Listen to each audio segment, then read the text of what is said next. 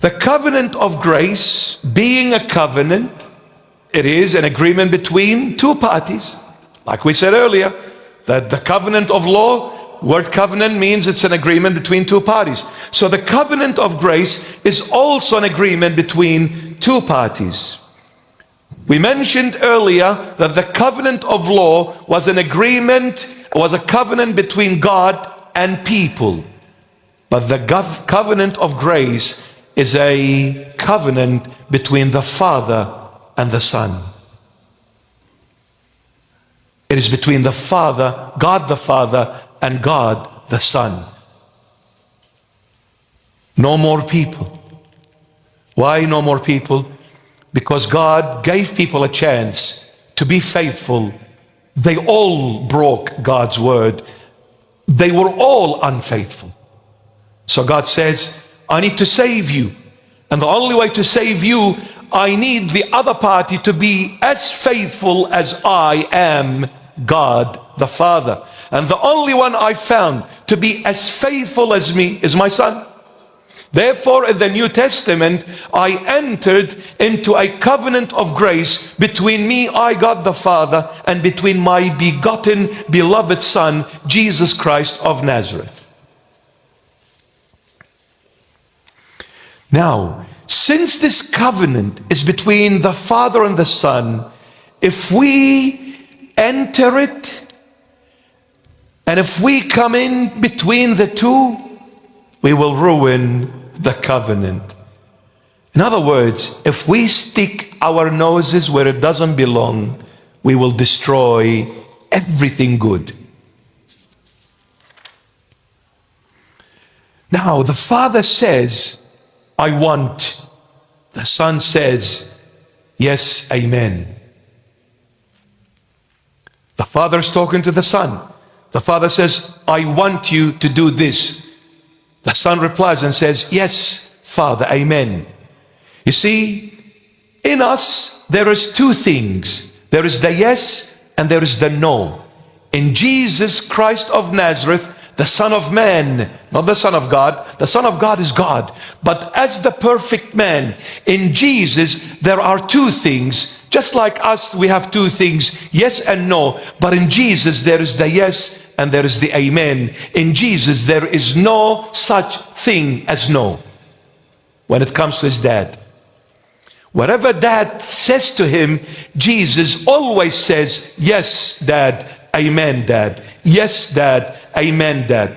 Jesus go, yes, dad. Jesus come, amen, dad. Jesus talk, yes, dad. Jesus be quiet, amen, dad. God talks to us and says, come here, my child. No, dad, I'm not coming. That's why we are not faithful. We're not loyal because we have the no in us. Now, and where did we get that in Jesus there is the yes and the amen? From the Holy Bible. We thank the Lord for his holy book because it is the perfect word of God.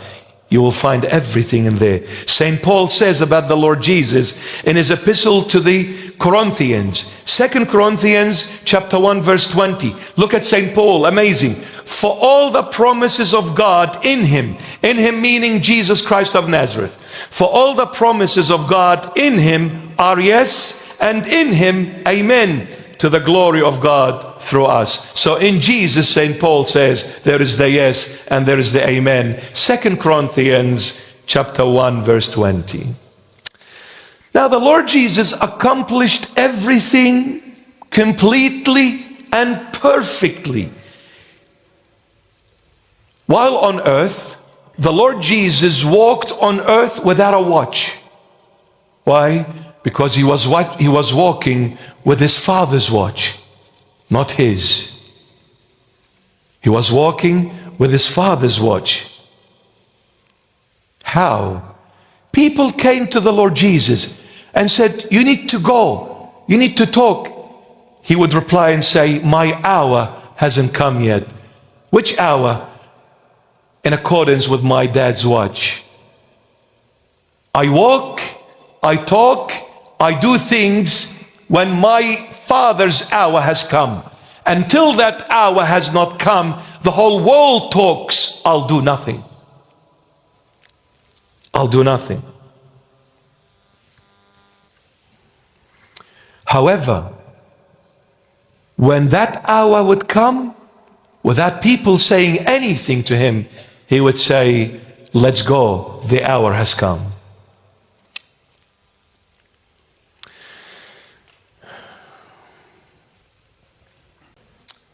This is our Lord Jesus Christ, who fulfilled everything.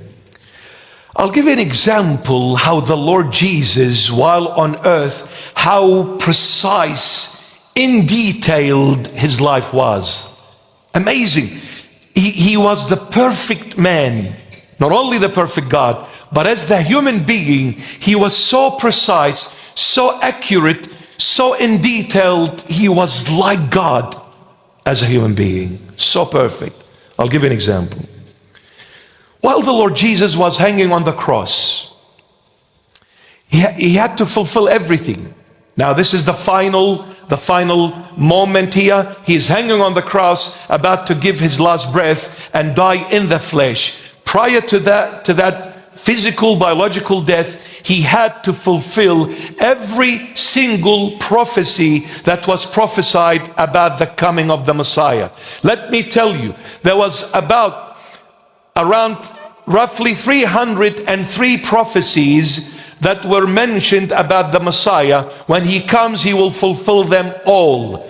And from the time of Moses to Malachi, there is a time frame of about, it's a fifth, from the time of Moses, to the time of the Lord Jesus coming, is a period of about 1,500 years. 1,500 years. Moses prophesied, Ezekiel prophesied, Isaiah prophesied, Daniel prophesied, Zechariah, they all prophesied. Malachi prophesied. Different times, different locations, different eras, different centuries. Over 303 prophecies, the Lord fulfilled them all in 3.5 years only. In 3.5 years, the Lord Jesus fulfills all the prophecies.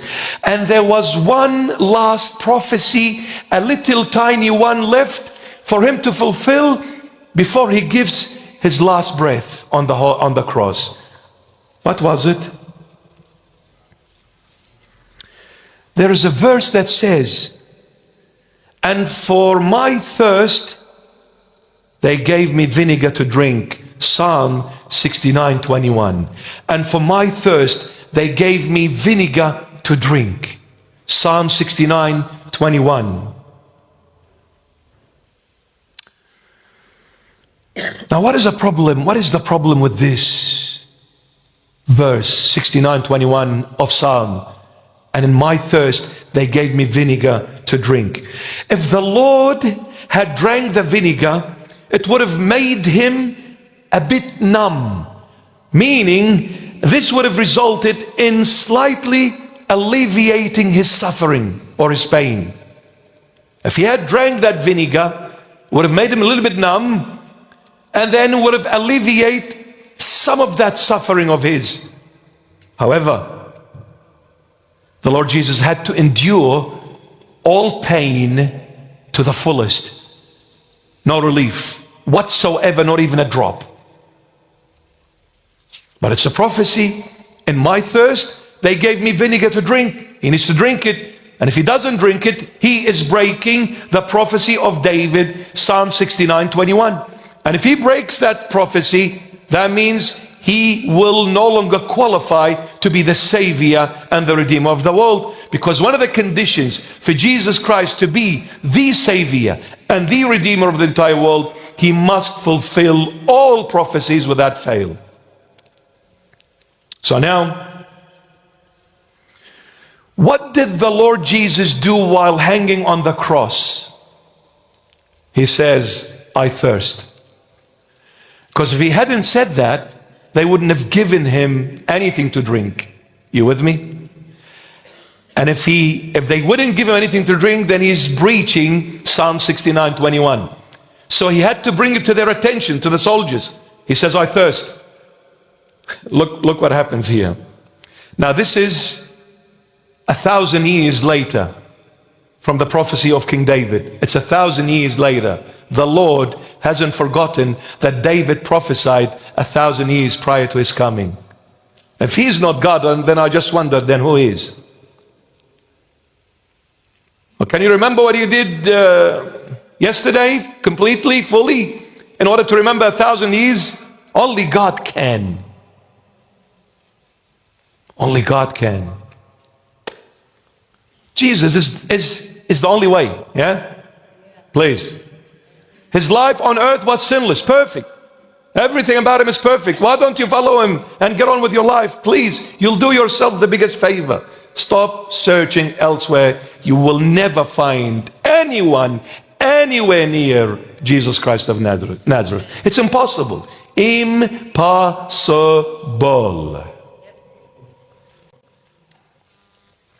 He says, I thirst. Now look in John chapter 19, verses 28 to 30. Look at St. John. He is writing over 1,000 years after David. John chapter 19, verse 28. After this, Jesus, knowing that all things were now accomplished, that the scripture might be fulfilled, said, I thirst. So that the scripture might be fulfilled, he said, I thirst. Why? Because Psalm 69:21 says, in my thirst, they gave me vinegar to drink. He needed to fulfill that prophecy. That's why he had to say, I thirst, in order for scripture to be fulfilled. Incredible. Incredible, my beloveds. Verse 29 of John 19. Now a vessel full of sour wine. Sour wine is vinegar, my beloved. Now my question is, those Roman soldiers, like, why didn't they put water? Why didn't they put Coca-Cola? Milk? Why vinegar? Out of all liquid, why did they put vinegar? They didn't know what they were doing, but they were told what to do by God the Father, because everything is controlled by God the Father. If it wasn't my Father, you wouldn't have had any authority to even touch me, let alone to put your hand on me and bring me to judgment. But God the Father was in control. He put in their heart to fill that vessel with vinegar, because Psalm 69:21 must be fulfilled. Jesus Christ is the Messiah to fulfill all prophecies. They put in the vessel, after 1,000 years, vinegar. Well,